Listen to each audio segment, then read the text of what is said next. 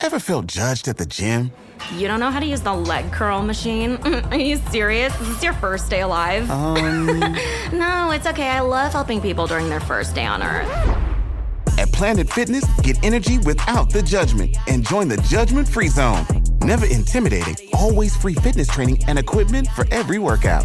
Get energized today during the Big Fitness Energy Sale for $1 down, $10 a month. Cancel anytime. Deal ends Friday, February 16th. See Home Club for details.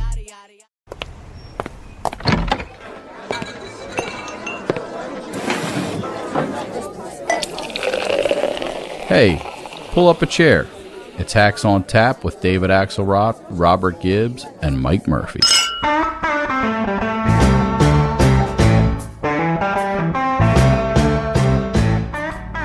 out in the land of the setting sun, where the wind blows wild and free, there's a lovely spot, just the only one that means home, sweet home to me. Robert Gibbs, do you recognize that earache masquerading as a song? I feel like I was going to say I could guess this in 4 notes, but I can't get it, Murphy. What is that melodious? I can't remember the name. It's like Don't Bet on a Hard Point or something, but it is the official state song of the great rigged primary of Nevada. That is the Nevada state song, where today is Nevada primary day in the Republican Party. Can you believe it? I can't. I've almost forgotten about it. Yeah, well, it's rigged. It's totally rigged. So we're putting an official Hacks on Tap submission into the Nevada Republican State Committee because with a totally rigged, meaningless primary, we've got a new song for him.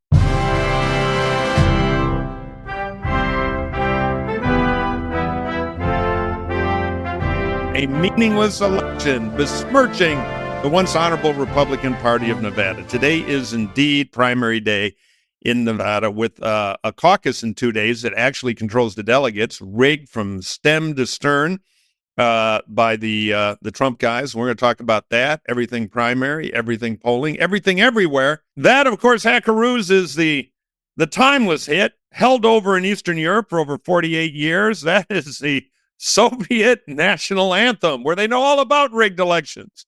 So there you go, Nevada, maybe. And I'm going to switch back to Nevada, only because I know it's wrong, and if we get angry mail about it. But I'm pissed. I don't like rigged elections, and I know you don't either, Robert, but we have a guest who really hates rigged elections, the Oracle, the man who knows. Yes, who's batting down the hatches, not worried about the rain in Murphy's L.A., but getting ready for Mardi Gras in New Orleans, the one and only Jonathan Martin. Jonathan, greetings. Good day, comrades. There we go. I mean, normally you have to go to a Cook County Democratic Central Committee to get that kind of chicanery, but now I guess we shouldn't be surprised. Everybody drink. Yeah, drinking game. All right, so we have the primary today where we're dispensed with it quickly, and they've adopted a crazy 2-point thing, right? Correct me if I get this wrong, Jonathan or Robert, but today is the meaningless primary where Nikki is not contesting, where your vote means no delegates, so there's no reason to have it. But on Thursday, they go into a dank cave somewhere, and there is a caucus, which will award the delegates as long as your name rhymes with thump, right? Isn't that pretty much the way this thing is set up? Because Trump and his lieutenants wired this thing months ago with the state party, which is effectively an arm of the MAGA organization. And so there's not been much suspense, and there's not been much in the way of news or even keynote attention. Nikki Haley hasn't gone there once. Trump went there one time. But this gets to the heart of the kind of lackluster opposition to Trump. And I don't say this only to pander to Murphy, although that's part of the game. But you think about 2000 when there were similar efforts to limit ballot access in New York, I think it was. And you guys, Murphy, brought McCain to the Russian consulate. Yeah, we had a big street theater epic, a dog and pony show to say that this is Soviet style, politics. Have some fun, take a risk, be creative. And there's just none of that. And that's part of the reason why this whole primary is so damn depressing. Never wanting to not beat a joke to death. Back then, I tried to find a band we could get to show up in this crazy scrum on the ice in front of the Russian embassy or McCain was hoping to get arrested with all the cameras to play the Russian national anthem. But the only band that knew it was a Polish church in Brooklyn, and they hated the Russians and wouldn't play it. So our musical accompaniment plan went sideways, but it worked. I'm beginning to think that your Spotify contains a lot of versions of the Soviet national anthem. Yeah, you have no idea. I recommend the Paul Robeson version, by the way, genius singer who had certain proclivities on the left, but who was a great American, and he belts out a pretty good one. America, if you need a good May Day soundtrack, Mike Murphy is your man. Yeah, your guy. Right. Want to roll the missiles through your own red square. For all your May Day parties this year, We'll move on. This is a true trivia question. Who was standing in Red Square when the flag dropped to half-mast and the troops showed up to clear it because the great dictator Chernenko had died, bringing in the new dictator? Me. I was there that day. I sent all my friend postcards. This is all before the fall of the Soviet Union. With the mission win as ordered, and 3 of them never spoke to me for a year. They were so pissed. They thought they were on some KGB list. Anyway, you were on a KGB list. You can't send a I postcard was like actually. that I was from Moscow. officially declared anti-Soviet. But that's All for right, another time. we have gone down a bad red rabbit hole here. Yes, yes. Jonathan, so you mentioned this. I mean, I think that you can kind of sum up the entire primary in many ways in what you just said, which is nobody in this race was ever either conditioned to or prepared to take a risk in order to figure out how to get this from Donald Trump. And I'm even amazed as we sit here and record this, I've almost forgotten that South Carolina is in the midst of a Republican primary. It's hard to forget South Carolina politics for reasons that we all know. It takes a lot of work to have a sleepy South Carolina. I haven't fully given up hope, Robert, that South Carolina is going to be a sleepy race. There's still a lot of February to go. Trump is not fully engaged there. Let's see what happens there before the end of the month. But you're right. The fact that we're talking here, on February 5th or whatever it is, 6th, and there's still no real action in that state beyond just sort of Nikki stumping around, it tells you a lot about the sort of nature of this race, because this race is no longer about physics. It's not a momentum game. It's a pure matter of chemistry and the chemical appeal of Donald Trump. And because of that, it does kind of lack for suspense. It's a numbers deal, right? Like, Trump is locked in. He gets a certain number of votes that are committed to him, and events and outside facts just don't matter. Like, his support's impervious, right? So, like, Trump could tomorrow pull the head off of a chicken, and that's not going to change him from getting 67.3% in Horry County, Robert. So it's like if events don't matter as much, and these races are basically driven by demographics, then the contours of the race don't matter. It's as fake as the cardboard boardroom in The Apprentice set. Is there anything on the ground going on? Nikki's in L.A. today raising money in Santa Monica, which tells you pretty much all you need to know. She's doing a West Coast swing. She was in New York raising. She was in Silicon Valley. Now she's in Southern California raising money. But as you guys know, she's not going to lack for cash. There's plenty of Republicans and indies who will shower her with money. She'll have tons of money for TV, and she'll make payroll. That isn't the problem. It's that it doesn't the mean money anything. doesn't change the basic math of the race, which is there's a finite amount of people who are willing to vote for somebody besides Donald Trump, right? And so to me, guys, is like the drama there is she going to wind up with 37.2 or 40.8? It's like we kind of know at the window the band of possibility. For you South Carolina newbies, Horry County is the home of Myrtle Beach, big Republican area on the coast up in the northeastern part of the state. Jonathan spent a little bit of time there. The Grand Strand, home of the shag for all you dancers out there. I think up there she might get as high as 42.8, because it's those coastal communities are the only place she's got anything.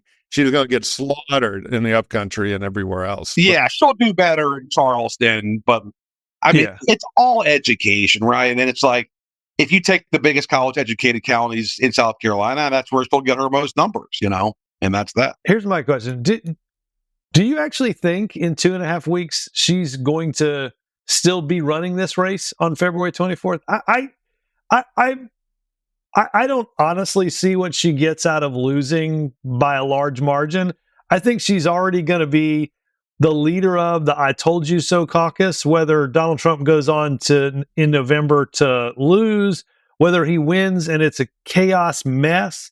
She can say, look, I was there to try to prevent this from happening, but I just don't know what is in it for her to keep doing what she's doing in terms of antagonizing the Republican base, especially in her home state. Well, there's a tipping point. Right now she's the most interesting dead cat bounce in American politics, watching her scamper down the street, with no real purpose for it other than entertainment. And she's clearly having the most fun she's had in the whole campaign, which you often see at the end when they know they're going to lose. So there's a point, though, where the focus will be, why is she turned into Joe Biden's, cat's paw inside the Republican Party, just trashing him all day long? And she has to think down the road. Right now, she gets out. She's the one who warned the party after, when Trump inevitably either loses or collapses. And she's got another bite at the apple down the road. But she could turn into Jerry Brown in 92, who won't go away. And that even though I'm enjoying the Nikki show now a lot, it's just not in her interest. I think she's got to get some more coverage here and got to figure out ways that she can draw attention. This has been the challenge, guys, for the last year, is basically there's two categories and nobody can figure out a third approach, right? The one category is do sort of imply gentle, very sort of gloves on attacks on Trump that don't really change the race. The other approach is the Chris Christie, which is like, the sort of chainsaw, like raging at each hand, like double fisted. Right. And it obviously that gets media attention, but it limits what you can get inside the Republican tent. And nobody's figured out a third approach where you can actually make some headway against Trump, but do so in a way that you don't alienate Team Red. And she's not done that yet. And she's trying to figure it out. And guys, I think the challenge is there's just not that many folks up for grabs. Like, we know what the universe is. We saw it in Iowa. We saw it in New Hampshire. And we're going to see it in South Carolina. And by the way, it's not small. It's not like this is 10% or like a Dean Phillips, like 2.3% deal. Right. It's like a 35 to 42% band, depending on the state. That's a lot of votes. Which is the real story, I think, which is how much of that goes away in the general. Exactly. That's the real story here, is how many of the Nikki voters is basically Biden gonna sort of capture in the fall. In South Carolina, like 4, but maybe in New Hampshire, a much bigger set. And because 3 of them are south of Broad and Charleston. Exactly. Yes. But yeah, the old back in the envelope map is in a general election. You want your nominee to get 90% of your party's vote. 92 or 3 if you can. You can live with 89. But if Trump's the 65% choice of the Republican voting electorate right now and the reluctant choice of what percentage, it starts to get interesting. Does Trump become an 80% candidate in general election time? Are there defections, college-educated suburban Republicans who just can't do it? But if I were Biden, I'd be worried about, all right, they hate us too, and we're going to get into that in a minute. Is there going to be some wine and cheese independent candidacy they can all waste their votes on? And that speculation is still out there. Murphy, is there any polling that suggests that Donald Trump in a general election isn't pulling in the 90%? I certainly haven't seen anything. No, I've seen a national poll where he was in middle 80s. Yeah, I think it's a little below 90, Robert. Yeah. Oh, okay. But the problem is neither is Biden. Biden isn't ringing his 90 button either.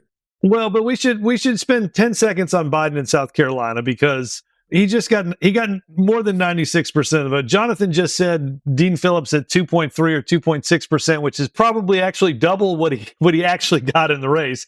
I think, we should spend 10 seconds on Dean Phillips because it should be the last 10 seconds. He finished not in second place, but in third place behind Marianne Williamson.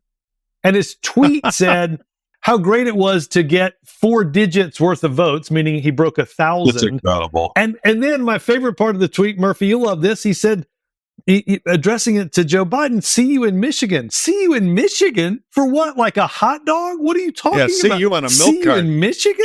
Coney, the dog in Detroit. Exactly. Right. Are we going to meet him at Coney Island? Like, what in the world? See you in Michigan? You just got like maybe just above 1,000 votes out of about 140,000. Is Schmidt still around that? Is there money left in the account? Schmidt took his leave. Oh, shocker. Yeah, exactly. Unbelievable. He went over to Marianne Williamson. That's the new move there. He's being paid in crystals, actually, by Marianne. It's all crystals. And I said, no, look, it's quality Sedona crystal, though. It's fantastic stuff. No, look, he I think was a New Hampshire centric candidate, turned out to be more Andrew Yang than John McCain in New Hampshire, which, is the difference between getting 20% and getting 40% in New Hampshire. And I had no business in South Carolina. But look, it does show that, among like Biden's, core support, which is, moderate whites and African Americans, which is basically the South Carolina Democratic demo, like Biden is still pretty strong, especially in a low turnout universe. And guys, this is why Biden, speaking of wiring races, this is why Biden wired the primary to kill off Iowa, push New Hampshire back into line and start South Carolina because he was trying to preempt any challenge and it worked. It really is the year of the wired primary. I mean, it is crossing a new threshold that would have been unthinkable 2 presidential cycles before on both sides. Well, yeah. I mean, Iowa unfortunately helped Iowa disintegrate. True.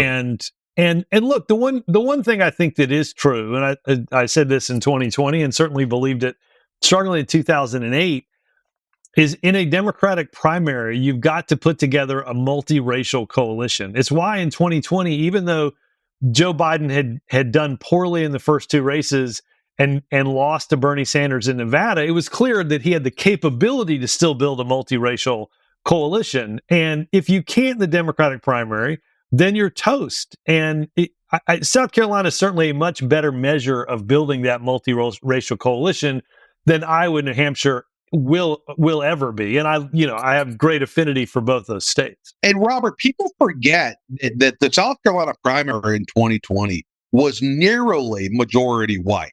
The shorthand that's taken up is that Clyburn delivered and black voters overwhelmingly voted for Biden, which is true. But it was not a 70-30 demographic. It was basically 50.1 white because Biden, to your point, does well with the kind of moderate whites, what's left of the old white Democratic Party in South Carolina, plus African Americans. And that is his coalition, And it has to be if you're going to win a Democratic primary. So one last Nikki Haley question. We can go on to general election stuff. We got a lot to talk about. Day after the South Carolina primary, she loses 60-40 or maybe in a shocking upset, 56-44. Is she in or out of the race the next day? I think her temptation will be to get to Super Tuesday so that you can pocket the most delegates possible to hold up and say, I was I got 118 delegates when undisputed I got out. runner-up. That increases your leverage in a sort of post-Trump. After the Reformation arrives, which maybe any day now in 2037. She can say, it's my turn now because I was the one that was the last person standing. That said, if she loses by 20 in her home state, that's tough to go on, right? That's tough to go on. That's kind of how I see it. But, there will be a lot of dead enders who tell her, keep going. You never know. Trump's going to fall off a cliff. Fall off a cliff or run in front of a jury. But to Robert's point a minute ago, Mike, I also do wonder if she makes it to South Carolina. If there's not going to be more attention paid, if this is not going to be a truly contested race, and Trump can effectively set it out, the press doesn't cover it for the next 2 weeks. I do wonder if she then, throws in the towel.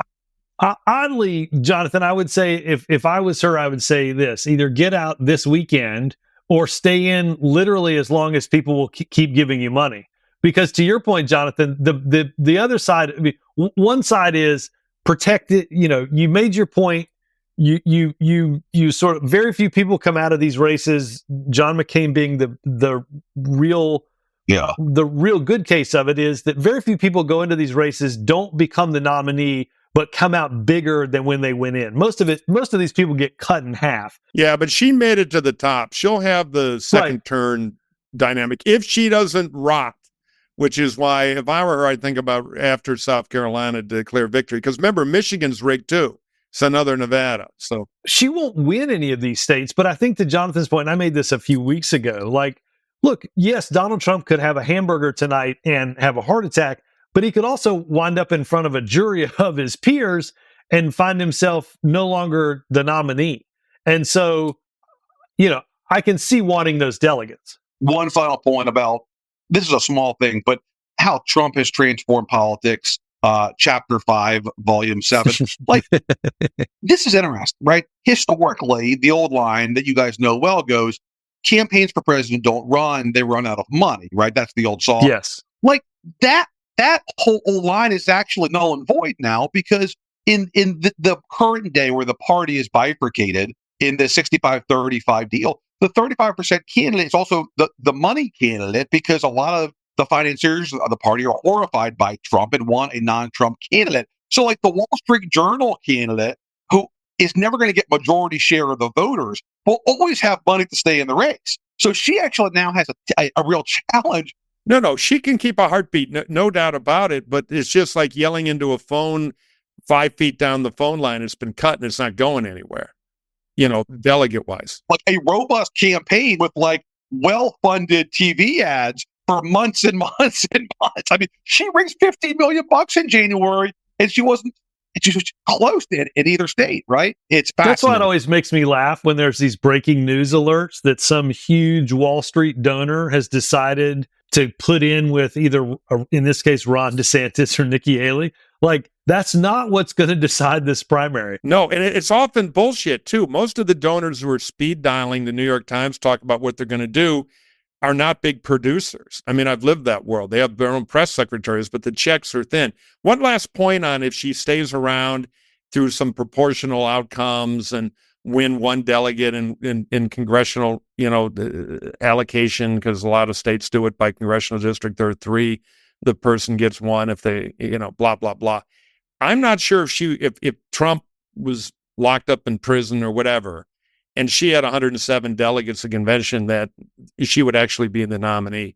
You got to remember, part of what the Trump people have done is an old Pat Robertson trick that we used to sweat back in the old Dole and other regular days, which is the bodies are actually, in the old days, many of them were Pat Robertson bodies. So after a certain number of ballots, they turn into who they really are. The primary instructs them how to vote, but those instructions, depending on the state rules, can melt away. So there are going to be MAGA bodies there who, through caucuses and other ways, were the delegates casting what the primary tells them to cast, that when midnight hits, they all turn into vampires, and they may not be on Train Nikki. They're going to be more MAGA, and there'll be a lot of movement Christian there. So it's a weird thing to kind of figure out. All right, hold that thought. We're going to take a short break, and now a word from our sponsors. Folks, we got to tell you about this game-changing product. Axe has used this before going out for a night of drinks, and it's called Z-Biotics. Let's face it, after a night with drinks, Axe doesn't quite bounce back the next day like he used to, if you know what I mean. And you have to make a choice. You can either have a great night out or a great next day. And that's why he found Z-Biotics. Let me tell you, it's a surefire way to wake up feeling fresh after a night of drinking. And that's with Z-Biotics. Z-Biotics pre-alcohol probiotic drink is the world's first genetically engineered probiotic. It was invented by PhD scientists to tackle rough mornings after drinking. And here's how it works. When you drink, alcohol gets converted into a toxic byproduct in the gut. It's this byproduct, not dehydration, that's to blame for your rough next day. Z-Biotics produces an enzyme to break this byproduct down. Just remember to make Z-Biotics your first drink of the night. Drink responsibly, and you'll feel your best tomorrow. And folks, Super Bowl Sunday is right around the corner. Because of Z-Biotics, I'm confident you and I and Axe can enjoy the game without worrying about how productive we'll be at work come Monday morning. So go to zbiotics.com/hacks and get 15% off your first order when you use hacks at checkout. ZBiotics is backed with 100% money back guarantee. So if you're unsatisfied for any reason, they'll refund your money, no questions asked. Remember to head to ZBiotics, ZBiotics.com/hacks, HACKS, and use the code HACKS at checkout for 15% off. Thank you, ZBiotics, for sponsoring this episode and our good times.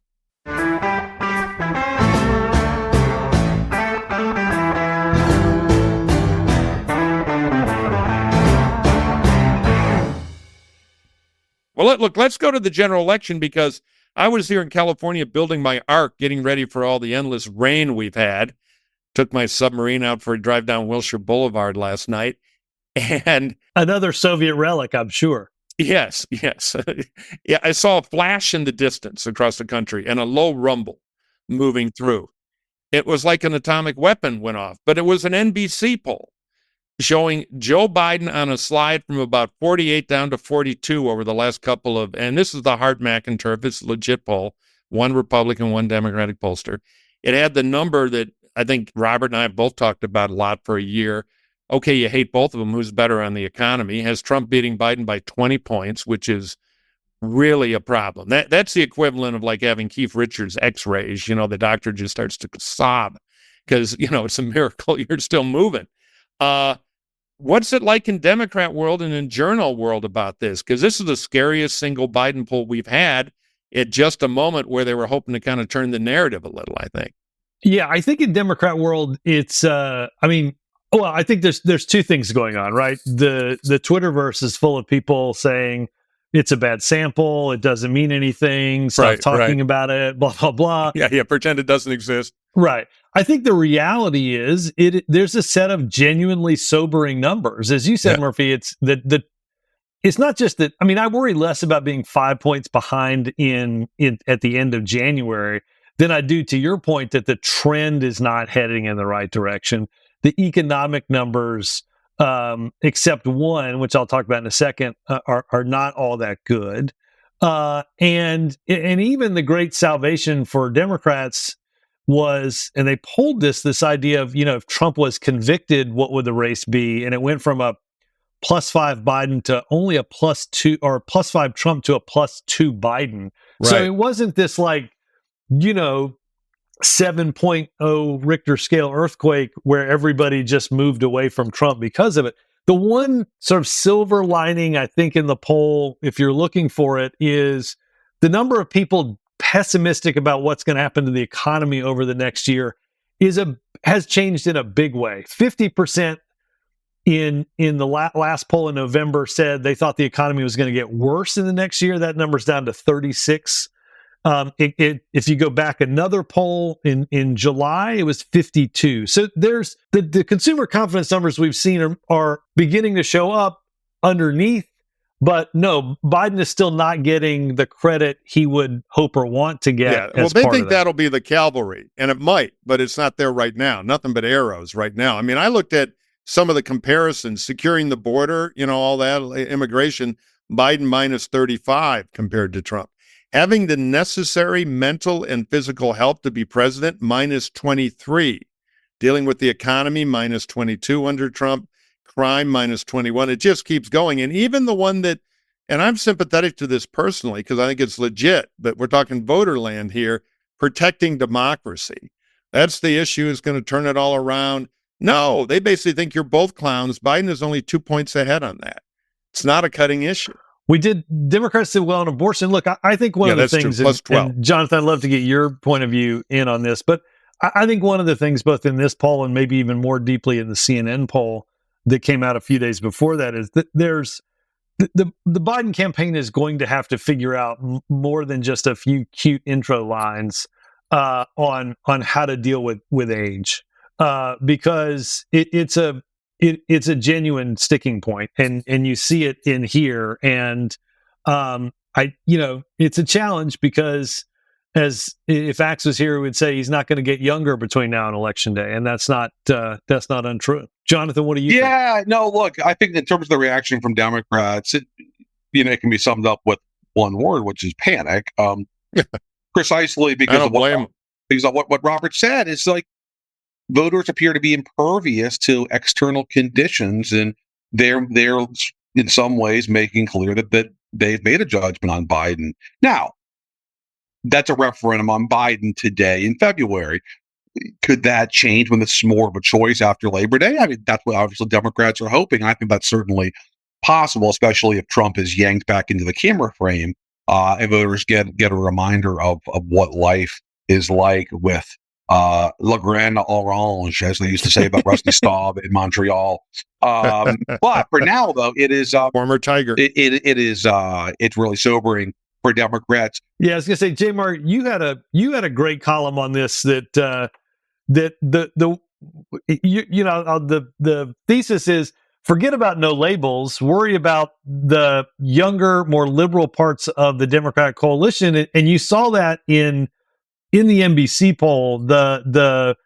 I think the approval on the war with Israel and Hamas was extraordinarily low. I don't have the number. I can read it to you because it jumped off the page to me. Among voters under 35, only 15% approve of Biden's handling of the Israel-Hamas war, while 70 disapprove. I mean, those are devastating numbers for a cohort of voters, Gen Z and millennials, which you gotta have overwhelmingly in your pocket if you're a Democrat trying to beat Donald Trump. And thanks for the plug on my column, Robert. I mean, Biden had a very tenuous delegate coalition in 20 that included everybody from Murphy's pals at like the Weegians and Wingtips Country Club, center right, to like, the young socialist in Williamsburg who came out because they were trying to get rid of that's Brooklyn, by the way, not Virginia, trying to get rid of Donald Trump. Like, you're unifying Manchin and AOC in one coalition. That's like FDR style coalition stretching, right? That includes like the courthouse segs plus the socialist mayor of Milwaukee. That's a broad coalition. And it was basically a free vote because Joe Biden wasn't Joe Biden. He was a vehicle to stop Donald Trump and end COVID. Well, Joe Biden isn't a free candidate anymore. It's not just a vehicle. You're voting for somebody and something and a set of policies. And part of that is a Democrat who is much more resolutely pro-Israel in his guts as any Democrat today still in office, and much more so the younger voters. And guys, that's the math, right? That's the math. No, it's rough math. And they're in a fork between that world and the suburban world, which is much more centrist. That's right. And either one is pain. Both are essential. By the way, I've been laughing here on the country club gag, and I agree with you totally on the politics, but I have to inform our listeners that the last time I was at a starchy wasp country club, I was sitting on an Adirondack chair with you in your seersucker outfit at Bald Peak up in Moltenboro, New Hampshire. So you were going undercover. Some of my best friends, exactly. Yeah, exactly. No, but like, this is a map issue, right? So you look at Michigan and Wisconsin, and how do you keep the Arab Americans in Dearborn, the college kids in East Lansing and Ann Arbor, plus the suburbanites outside of Detroit, all in the same? Michigan is the crucible. It's going to be the most interesting state this year. There are so many forces at work there. Oh, my gosh. And there's a tendency to overreact to the large and influential and heavily assimilated Arab vote there is one issue on the Palestinian thing. And it's even more complicated there. There's also a very strong Jewish community. I mean, it is going to be ground zero, I think, of all these forces. Plus Biden's hope for labor renewal and the fact that UAW is not uniformly popular in Michigan. His numbers went down after he hit the picket line, not up. So, yes, I agree with that. They are in a problem, and they have a candidate with limited abilities because they really need a political master to be able to thread this needle. Now, the Republicans have an insane candidate who may be, campaigning from inside cell block 14. But boy, oh boy, this is going to be a fascinating, if depressing, election. And it's a matter of margins too, guys. If you just look at the 2016 and 2020 results of Michigan, Wisconsin, and Pennsylvania, and, obviously 20 is a different race because it's more of a head-to-head race. But if you include 2016 level third-party vote share, it was Jill Stein and Gary Johnson then. This time it looks to be Jill Stein, Cornel West, Bobby Kennedy, and a no-labels candidate to be named later. If you just throw that in, if Trump is getting 44, 45, that may be enough to win those three states. Yep. No doubt. I totally believe that. Yeah. And you mentioned this, Jonathan. I think it's worth talking about just for a second, because I think, it's interesting. I was texting on the NBC poll because I thought it was interesting they didn't put Cornel West and Robert Kennedy Jr. and Jill Stein into the poll. They tested them only basically as either open-ended, volunteered, or they tested parties, Green Party, Libertarian Party, to show the 5-point race for Trump went to 6. But it was interesting. The reason they did that was because they were worried that it's too early to start putting names in the poll based on whether or not they're going to qualify for the ballot. The biggest news, I think, in the last week has been Robert Kennedy Jr. flirting with becoming or joining the libertarian line on ballots, which, quite frankly, would guarantee him access to a far larger number of states. And that, to me, I know Axe and I spent a decent part of our weekends on the phone talking to each other about that, because that was a sort of a 5-alarm fire. I don't think Cornel West is going to get on that many ballots. No, that would bring him up to a whole new level of trouble, because the librarians have been at this for a while, and they're actually, of all the third parties, they built the most credible and long-term ballot access. Yes. So I think you just called them the librarians, but no, it's an old Republican joke. Oh, man, the librarians are getting agitated. Tan Stoffel, to my libertarian friends, Tan Stoffel, the secret code name. There used to be, when I was in Georgetown, the CRs, we were close to the libertarians, and they had these great T-shirts. It said Tan Stoffel, which is, there ain't no such thing as a free lunch, which I thought was always a great bit of libertarian business. There are some responsible people in that world, but they have their nuts too. So that'll be an interesting internal libertarian brawl. Yeah, one of the great stories of the next 3 to 4 months is not the last days of the Republican primary. It's the ballot access chase with Stein, West, and Kennedy, and what they're able to pull off or not in a half dozen states could really drive this campaign more than most people understand. And it may be that a lot of ink 3 or 6 months ago about a Cornel West, it was overblown because he may get on just a few ballots or none.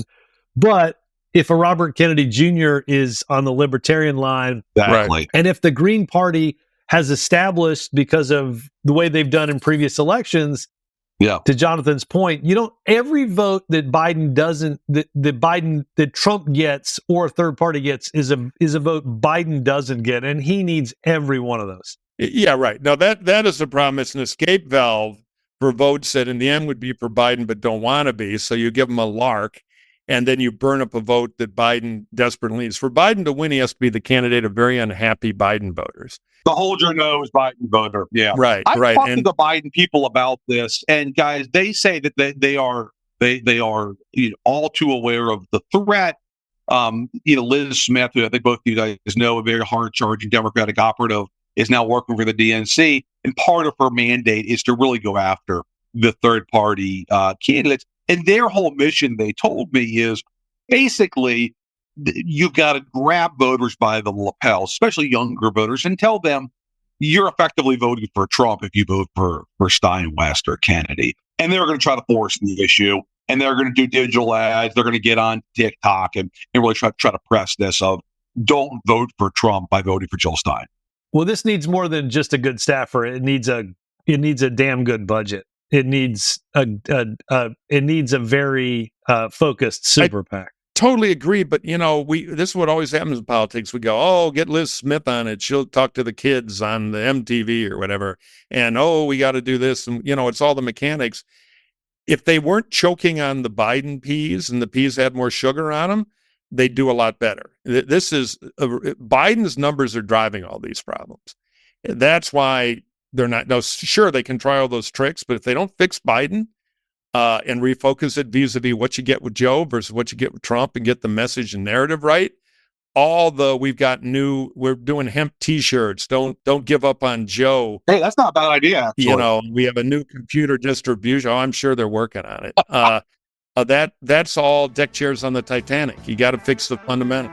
And now a word from our sponsors. Hey, Hackaroos, it's Mike, and let me tell you something. I think you already know this, but if you're into politics, if you're serious about the political circus we find ourselves shoveling, you know what in, well, look, you have to subscribe to the Washington Post. I have read the Post for 30 years. It is the must-read paper if you're into politics and world affairs. There's a lot happening in the world, headline after headline. Every minute, something new, and you need smart, informed, balanced journalism to fill you in. So guess what? We are proud in our parade, our galaxy of fine sponsors. They have the Washington Post. We're proud to recommend them, and I'm urging you to take the special offer we have and subscribe. Now, first of all, I'm a news junkie, right? You've heard me go on and on about things I've read. Well, I get a lot of it from the Washington Post. The quality of journalism is amazing. Now, I love their political coverage and their international coverage. The op-ed page is pretty good. And if I don't say so myself, I've written for it. So there you go. I'm a total ringer for the Washington Post. And I want you to be one too. They also have a new feature now, which I really like. They've had it for a while, but they're expanding it, where you can subscribe to free newsletters once you're a subscriber. And they send it to your email, and it's a great way to get a quick news digest on all kinds of different topics. It's pretty cool, and it's a way to get smart, fast, and efficiently, and get everything the Post has to offer, which is a lot. And then, I have to admit, I kind of look at the entertainment pages. I have been known to check Post columnist Carolyn Hax's advice column once in a while. How to work with crazy Democrat friends on a podcast. I won't mention any names, but I'm very helpful series from the advice column there. Think the Post only covers politics? Well, that's not true at all. You name it, they cover it, from climate and culture to crosswords and cooking. Great cooking stuff in the Post. The Post helps you discover a world of surprising stories, important insights, and actionable advice. A Washington Post subscription makes it easy to access quality, trustworthy journalism, and it's affordable too. Go to WashingtonPost.com/hacks. We have our own cool address there. To subscribe for, get this, just 50 cents per week your first year. That's 80% better than their typical offer. So this is truly a steal. Once again, that's WashingtonPost.com/hacks to subscribe for just 50 cents per week for your first year. I subscribe. You should too.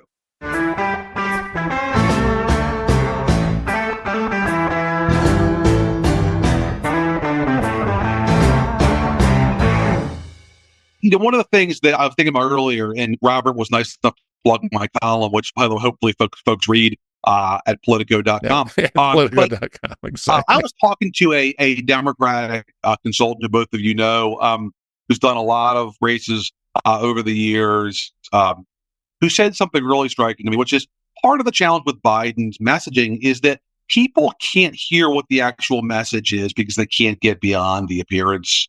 Right. I call it the antlers problem. You could cure cancer, and I'm like, wow, you're old. You've got antlers coming out of your head. Yeah.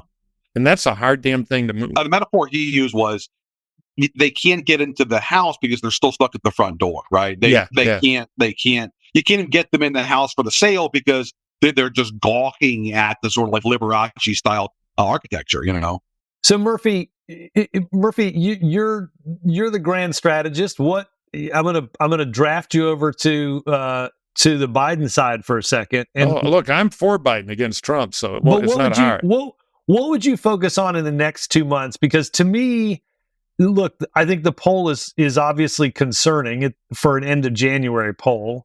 If this is a beginning of April poll, I heard somebody say, well, then it will be really time to panic. And my question to that person was, what the hell can you do in the beginning of April? Right? You got to start now. So Murphy, what advice would you give? What would you start doing? Well, my surefire plan is to call up DARPA and get the time machine and go back 4 years and have a great term and not run, you selfish SOB. But assuming that they don't have the wiring set up for that, there's no easy answer. But there's something I've been talking about for a while that it's not the normal American style, but I'd run a cabinet campaign. I really would. I would surround him. He's got a bunch of A-level communication stars in his world. The great, Sting, please, Gina Raimondo, Pete Buttigieg, Mitch Landrieu, one of the best natural politicians in the Democratic Party, is invisible. And he's flying around the country giving out money. I would run a team. I would surround Biden with these people. I'd put them all on the road together. He can be Professor Xavier. And so I would have the team of talent versus the team of drags. I would also refocus the whole race on motive. Whose side is who on? Trump is on Trump's side. Joe Biden is on your side. And every time he's in the frame, I see Buttigieg there. I would surround him. Less Kamala, but sure, her too. And the point being, the White House guys would say, wait a minute, that'll just make him look old, surrounded. Yes, he's old. It's done. It's over. So instead of a lonely old man shuffling alone, weak, surround him, run a team, and just flood the zone. Team normal. Yeah. Yeah, team. I like that. And he's that's what Nikki has those T-shirts now. Yeah, but not just like, hey, we got a surrogate director and we got Kate Bennington back and Buttigieg is going to do. Yeah, no. I want them physically together out touring the country. I want to do a package show. In fairness to the Biden campaign, I should add that Mitch Landrieu, the former mayor of New Orleans, who was the infrastructure czar, has actually moved to the campaign. And good first step. He is going to be out there as one of Biden's sort of go-to campaign surrogates. Now, to Mike's point, I'm not sure if that means that, he and the rest will be physically with Biden, but he's going to be more active on TV and doing retail events for him. Which is good, but that's conventional. I would commit to this strategy and literally put them all together and do the action team and go visit plants together and put on a whole flying variety show. The other thing, this is just tactical. I would get a couple of, Gen Y good stand-up comics, and I would get them a bus, and I'd follow Trump around and insult the hell out of them, viral hits every day, and and be rough about it, and Trump will go nuts, and it'll be a thing. Well, James Carville is trying that on YouTube. If you guys have seen this yet, Carville is doing some YouTube work about Trump, and buckle up, ladies and gentlemen. I'm not sure he's not exactly Gen Y. He's closer to the to the baby boomers, but he's got some X-rated material though about Donald Trump. No, turn him loose. Get Trump fighting all kinds of crabs and ankle biters. The final thing is Biden at the right moment needs to line, which on an impromptu somewhere where he just turns and people worry about your age. Look, we're both old. He's crazy. Just do it and get off the joke about it, self-deprecating, diffuse it a little, but make Trump old too. A shameless plug, but last October, it's the elephant in the room, and Biden just refuses to engage in any serious way about it, which is the age issue. The polling shows overwhelmingly that's the biggest concern Democrats have about him, and it's just puzzling to me that it's February and there's still no effort to address that issue in any serious way. I just want to say to our listeners, you heard it here first. Mike Murphy is full on populist. Whose side are you on? It does my heart good. It all that Trump influence in SC. Yeah, I mean, he has traded in the dinner jacket at the country club for the pitchfork of whose side. Last time I was in the country club was help my grandfather install the plumbing. We're Catholics, remember? So. Big anyway, pharma, big everything's out to get you. Yeah, all right, you commie bastards. Look, I'll suffer any indignity to keep Donald Trump out of the Oval, but if I have said for a year and a half, Joe, you shouldn't have done it. It was a selfish act. You're putting the whole thing at risk out of your own damn ego. So don't write me down as a fan, but as a necessary nose-holding supporter. Now, we ought to talk immigration for a minute because under the inspired leadership of Republican knife and fork eating Senator Langford of Oklahoma. Sorry, Senator. They actually got a somewhat ugly camel designed by a committee, but a Senate bill with bipartisan support to fix the border thing. It came out of the birthing chamber into the sunlight and poof, dead on arrival. crossfire of Republican senators and particularly the caucus in the House just couldn't wait to rip it apart. And we saw the answer, I think, guys, you tell me, in the polling from NBC, securing the border and controlling immigration. Biden 35 points behind Trump. They're not going to give up the issue, just like Democrats hate to give up Social Security when they got Republicans on the run. They're going to beat this thing like a government mule to Election Day, which, of course, is a tragedy because we can do things about the border, but that's our politics. Well, this is another thing that I would add to your list of things that Joe Biden has to get out there and do. And I know this isn't going to be natural to him, but like this is where we need a viral moment, and this is where we need to take them on, because this is cynicism on steroids. Republicans set this up. We're not voting on foreign aid unless or until we get something strong for the border. And now you hear them say, well, wait a minute, hold on, let's go. I've got your bill over here for Israel, but we're definitely not doing the border thing.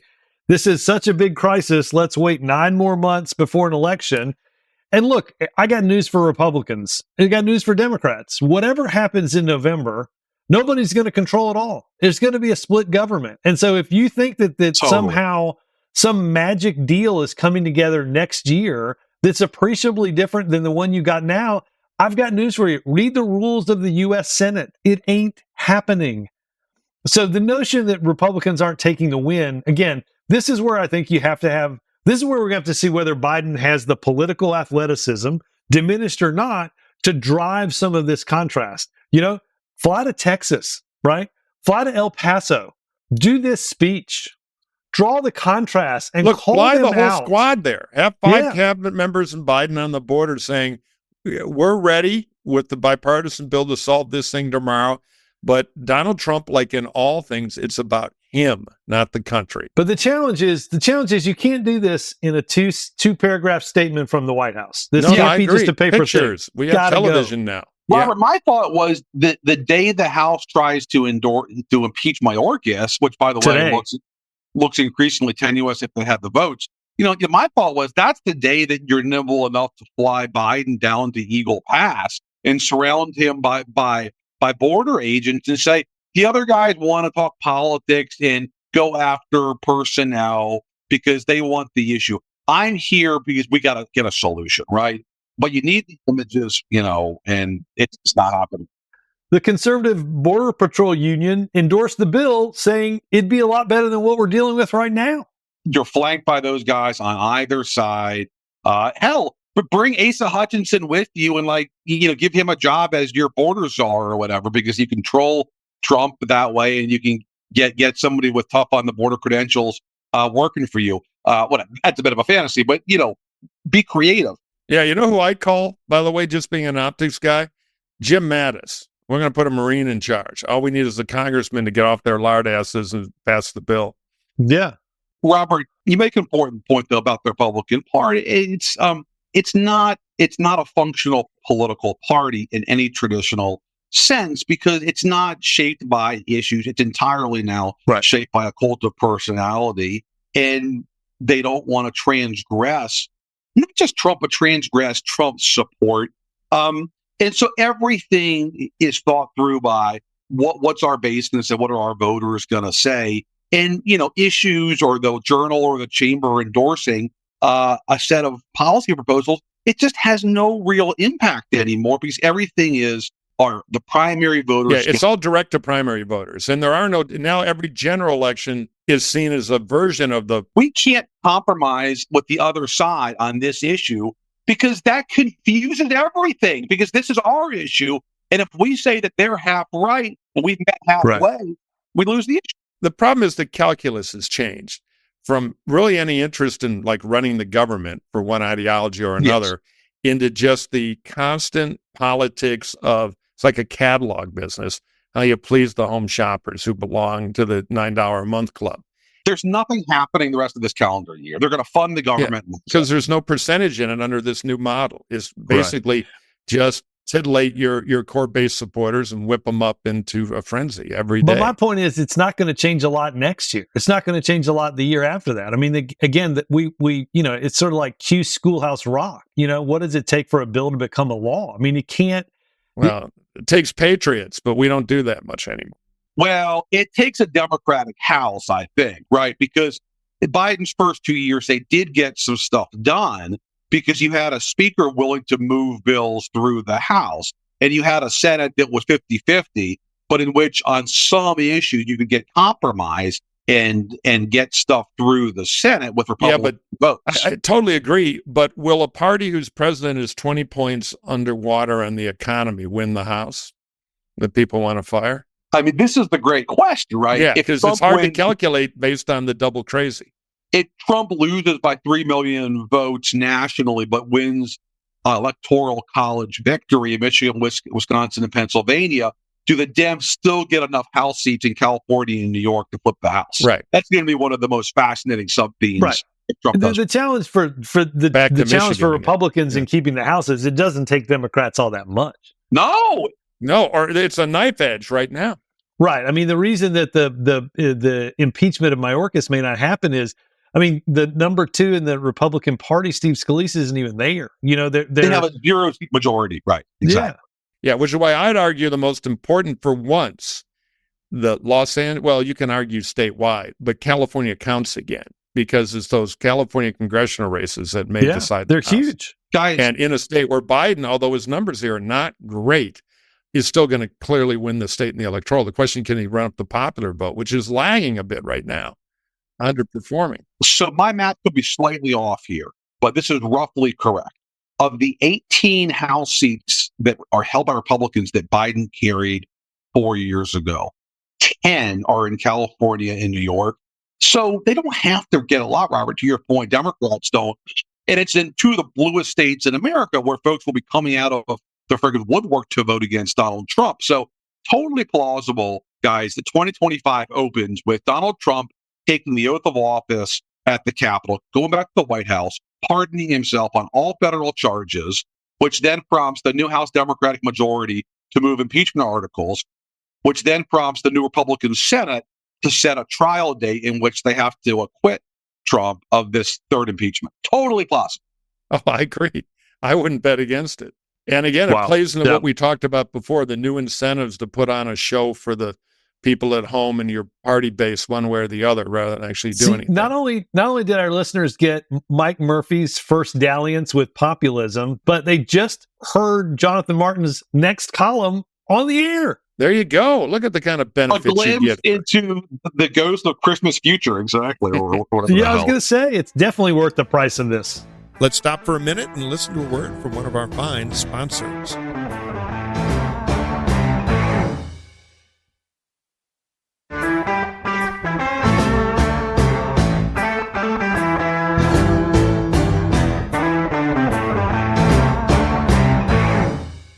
All right. If you have a question for the hacks and our esteemed special guest hacks like Jonathan today, you can email us at hacksontap@gmail.com, hacksontap@gmail.com, or you can call our impossible to remember number in the back room of the betting parlor at the Cook County Democratic Party headquarters, provided by Mr. Axelrod, and we actually taped it because I can never remember the number. What's that number, Mike? 773-389-4471. I'll repeat it because who can remember that? 773-389-4471. One more plug. I'm doing this great thing, evpolitics.org. Find out why we're getting Republicans to drive electric cars, because we don't want China to rule the world, and why buy gas from our enemies. Check it out at evpolitics.org. All right, questions. We're going to start with the one and only Robert Gibbs. Marcia, Robert, wants to know, since the Biden campaign didn't actively knock on doors in 2020 because of COVID precautions, how much would a robust field operation in 2024 impact turnout in the 2024 presidential race for Joe Biden, especially in the swing states? Well, I think it's imperative that the president has a robust field operation, door knocking, phone calling, targeted mail, targeted ads. I think there's no doubt that Democrats got a little bit better at getting back to this in the 2022 race. The 2020 race clearly made this really hard to do, though I know some friends who led door knocking in some places like Pennsylvania. But I think, look, here's the thing. You're going to have tons of money And this race, as Jonathan mentioned, is going to be decided by the slimmest of margins in like 6 places in the whole country. So invest in and create a robust a robust field campaign, and see if you can't get 0.5% or 1% in the final numbers. It makes all the sense in the world. They should be doing it in every place that they need to, which is only 6 or 7 places. I can remember, in 2008, Jonathan, when you're covering us, there's like 17 swing states. Oh, it's incredible. I mean, we're down to counties, not states, Right. You can do it in very small places. You don't have to do this thing statewide. So there's no excuse not to have a really, really, really good ground operation in 2024. Jonathan, Russ asks, in the unlikely event that Nikki Haley captures the nomination, wouldn't Trump be so infuriated he would do anything to get revenge on her, including telling his MAGA followers to stay home in November? Russ, you put your finger on something that's very important about today's Republican Party, which is Trump is forever. And you're not getting rid of Trump by simply beating him in a primary or a general, because he's never going to acknowledge losing. He's never going to, the fantasy about Trump showing up at the unity breakfast at party headquarters the next day and like raising his arms triumphantly with the worthy victor. Well, we gave it a good shot, and we're all coming together because it's not I about called me. Nikki last night to no, don't boo, folks. Come on, give me a break. The whole shtick is that he's a winner. He's never going to concede losing anything. So the idea that if she was somehow to pull out a victory, that he would rally his troops for her and be a good soldier. Like, have you been watching Donald Trump the last 40 years? That's not who he is. The point being that I think the party is stuck with Trump, at least this cycle. And I'm not sure he'd go after losing this like either, guys. Buckle up. I think, yes, exactly. Buckle up. Murphy. Yes, sir. Will writes into us, most Republican state parties in swing states, parentheses, Arizona, Michigan, Pennsylvania, etc., are broke or are in debt. How will that affect the elections in 2024? Well, it is a factor. There's such titanic forces swirling around. It's not the biggest factor, but the Michigan and Pennsylvania Republican parties, the Arizona party, and to various degrees used to be quite competent. In the old days in Michigan or Pennsylvania would be a couple of people in the back wearing Star Trek ears or aluminum foil hats. And we'd say, well, do we have to let one of the nuts speak before the end of the meeting? Now you look around, it's wall-to-wall nuts. They're broke. They can't raise a dime. Those voter programs are gone. There's some attempts to prop them up with other entities. The RNC staff rips their hair out on kind of some of the basic work that state parties do. And you have these nutty characters. We've had certifiable people running the Michigan party. They're doing all this banana republic stuff where they replace each other and, print their own money. Carrie Lake is out there secretly tape recording grassroots people. She got booed at her own convention for doing that to a well-liked person. So it is not a good thing. If I had to choose between getting those parties back to what they were, not the shameful drag fest they are now, or fixing Biden, I'd still fix Biden. That's the bigger factor. But this stuff does count, and it's a real problem for the R's because they got the children of the corn have taken over. If I could, one fast prediction here, looking at the crystal ball, because Mike mentioned Arizona and Carrie Lake. Kristen Sinema was never going to run for re-election because she doesn't want to risk coming in third, and it's very difficult to win out there in Arizona when you're not part of the party duopolies. But I think now that this big border deal is collapsing, she's going to use this as her grand exit to say, well, clearly I've tried, but Washington doesn't want folks who are pragmatists who can get deals done, and there's no place here anymore for a pragmatist. I'm going to walk away until they get serious again. That's right. Yeah, I agree with this. I'm going to go lead the National Outboard Motor Association, where we really are going to take care of our fine dealers in the Phoenix area. But she was never going to run, but this is the obvious exit strategy now for her, right? And because up until now, she said, how dare you ask me about crass politics when I'm trying to solve America's real problems? And of course, now that the deal's gone up in flames, she can say, well, I tried. You folks don't deserve me. Adios. Keep an eye on her and No Labels, by the way. Prediction 2. All right. I've got to run.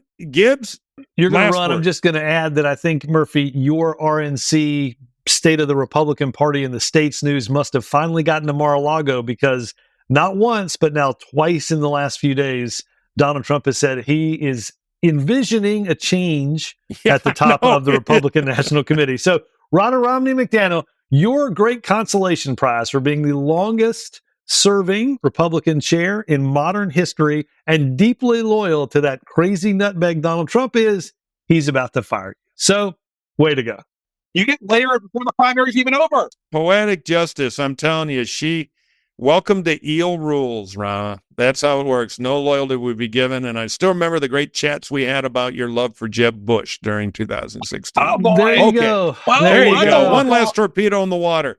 Thank you, Dr. Martin. Always good. Gibbs, you're the best. We'll talk to you all soon. Murphy, keep your pitchfork shiny clean. And Jonathan, thank you we got not one, but like 3 columns of stuff right there. So I hope your employer understands that you're giving out good stuff. Happy Mardi Gras, folks. Try the king cake. Bye. Bye. Later, guys.